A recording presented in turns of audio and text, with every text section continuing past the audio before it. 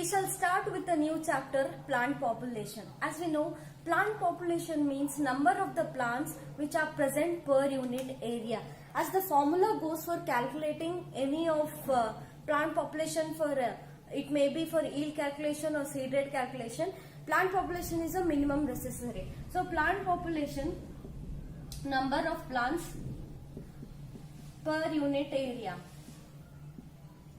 Area may be acre or hectare or anything which goes with the same unit. Alright. So plant population means number of plants which are present in a particular area. Right. The next term which we have to study is indeterminate and determinate plant.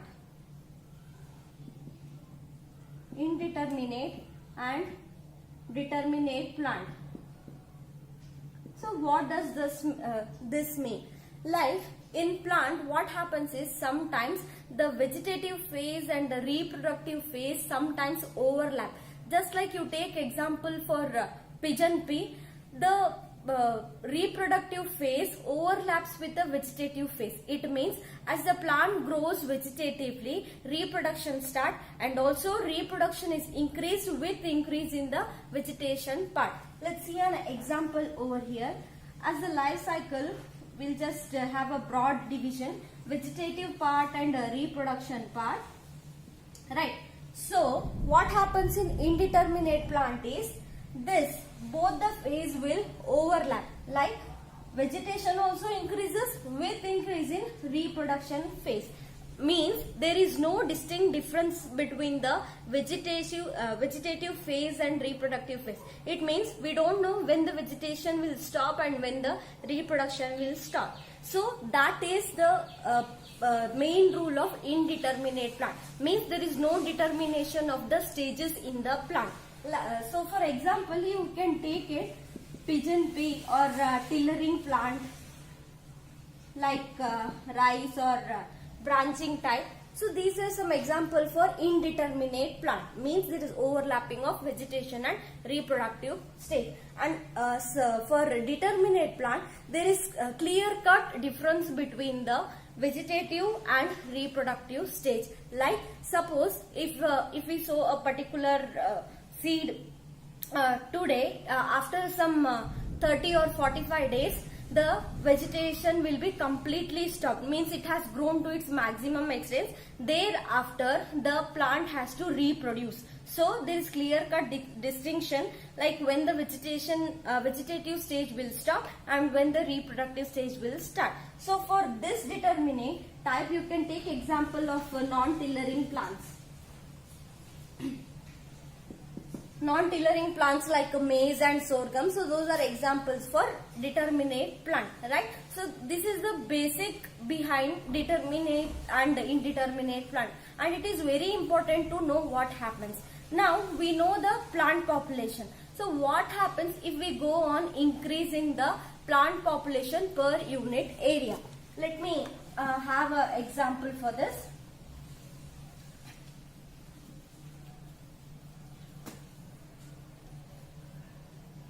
Suppose this is a small area. Here we have number of plants and this is optimum. Optimum to get higher yield, right?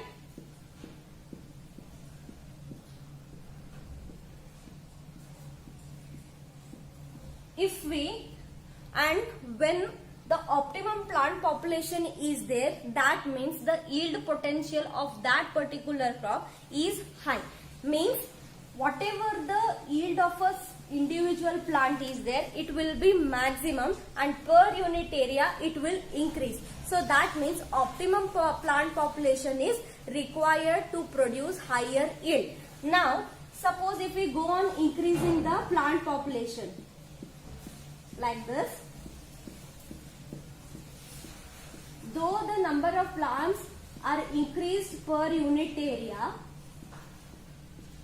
but the yield of an individual plant will definitely decrease. Why that happens? See here, when plant was having this spacing, plant was having a particular space to grow out properly, profusely and reproduce properly. But when we start reducing the spacing in between the plants, there is very less space available between individual plant, and thus the plant cannot grow to its maximum capacity and it cannot reproduce maximum to its maximum level.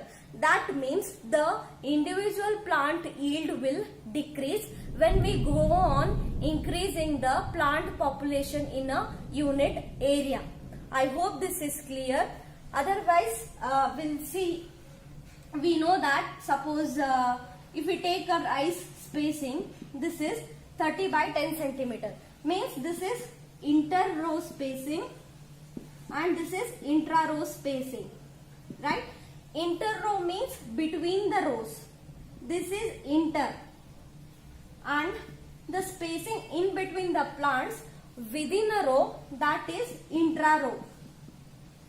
Right? So, suppose this 30 by 10 centimeter is given spacing, what it means? Right? Means this is a optimum space required for a plant to grow out properly and reproduce in a higher quantity. If the spacing is reduced to 20 by 10 centimeter, it means the spacing is reduced for an individual plant and then the plant cannot grow to its maximum capacity and thus the yield of an individual plant will definitely decrease. This is the basic concept behind how the yield of the individual plant decreases when the plant population is increased. Perhaps we know that the number of plants are more in an area, but the individual plant when we take up, the yield will be very less. It will be less when compared to normal spacing. That is why this high density planting or increasing the plant population, it has some bad effects and some good effects for a particular crop. So this is the basic idea behind how this happens. Right? Next one is, as we have discussed already about indeterminate and determinate plants. Let me tell you, when we increase the number of plants per unit area, plant height increases. Plant height increases if plant population is increasing. Why this happens? Because for the increase in need of the light, the plant will compete with each other to gain maximum amount of light and thus the height of the plant will increase. But the leaf thickness will decrease when plant population is increased. Why this happens? Because when the plant is having less area to grow profusely, then the leaf thickness automatically reduces because there is no space to grow out properly. That is why. So leaf thickness will be reduced when plant population is increased. I hope this is clear. Right? Now what happens in determinate and indeterminate plant? As we have discussed already about the indeterminate and determinate plant, what are these and what this means. Now let's see, if the density of the plant is increased, what are the effects of high density planting in indeterminate and determinate plant? Now let's talk about the indeterminate plant. As I have told you, there is overlapping of the vegetative stage and the reproductive stage. It is very difficult to understand when the vegetative phase is stopped and when reproduction starts, right? So that time what happens is, this number of seeds or ears will decrease. Here number is very important when we talk about indeterminate plant.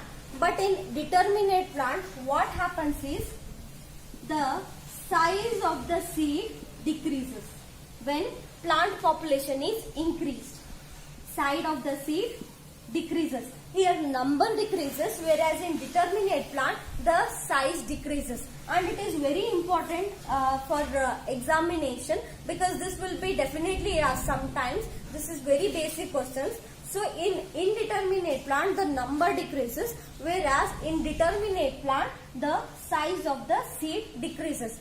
You can take example for indeterminate plants like tillering or branching type of plants, and for determinate you can take non-tillering and non-branching plant. I hope this is clear, right?